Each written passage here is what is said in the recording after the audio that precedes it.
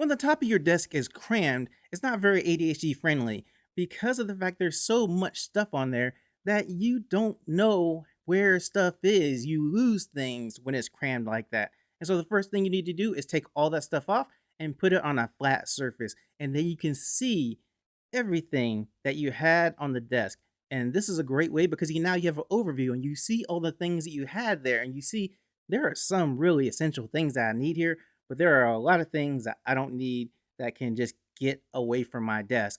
You are trying to minimize the things that you have on your desk. So you might have things that are really important that you need to keep on the desk. And then you look at something and say, I don't even need that. I don't know where that came from. Or you might find things that you've been looking for. You might say, oh, that is where that is. But you couldn't see it because it's under folders or papers or some random place on top of your desk. And you just couldn't find it because you couldn't see it. Out of sight, out of mind. So the reason you take everything off your desk is to have an overview. Then you start picking things that you don't need on your desk anymore.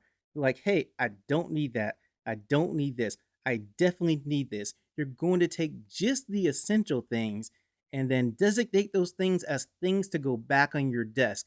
All the other stuff you designate to stay off your desk. You're going to find another place to put them, but not on your desk. And the great thing about this is all those things you had on your desk that things were hidden under, you'll have less things to hide things and lose things under. So that's one great advantage of getting stuff off your desk and only having the essential things on your desk. Now, the next thing you're going to do is you're going to divide the top of the desk into different areas.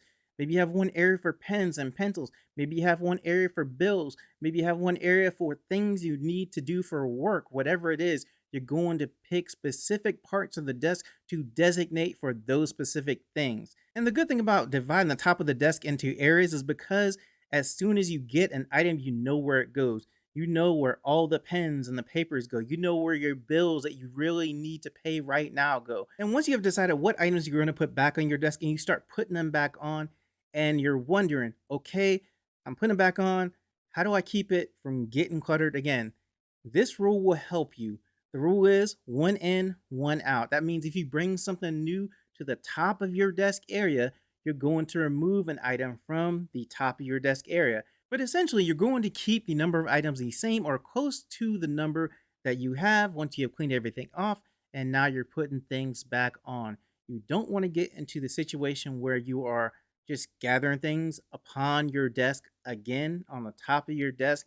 You keep putting more and more stuff, and then you end up in the same situation before you started this process. So one in, one out. Now let's talk about items that you can use to give you more space, but keeps the top of your desk clean. So the first thing is going to be a rolling cart. You can have a cart next to you, has wheels. You can put whatever you want to on there. And then if you need it in another room, you can just roll it on there. The next thing is going to be floating shelves. You have these shelves in front of you, and that keeps it off your desk. Another thing that you can do is you can have a lamp that clamps onto the side of your desk, and that way the lamp is not on your desk, and it helps to give you more space to put other things onto your desk. You could have a pen board that stays in front of you so you can pen whatever message you want to up there.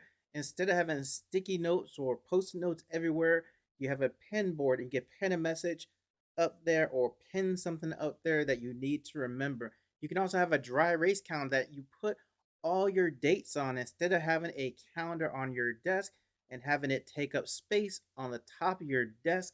You can use a dry erase calendar instead. And finally, if you have cords that hang down onto your desk and just create a mess, you want to find some way to wrap those cords up together with a zip tie or whatever, but you can also tether them somewhere just so they are more neat, so it allows you to have more space on the top of your desk. So what do you think about all this? What do you think about everything I went over that will help you keep the top of your desk free of clutter and a more ADHD friendly space? Are these things that you have thought about? Do you have other things that you do to help keep your desk uncluttered? Let me know in the comments. Also, if you want to know more about decluttering and organization, you can look at my decluttering organization playlist right here. Thank you for listening. Thank you for watching. Have a great day.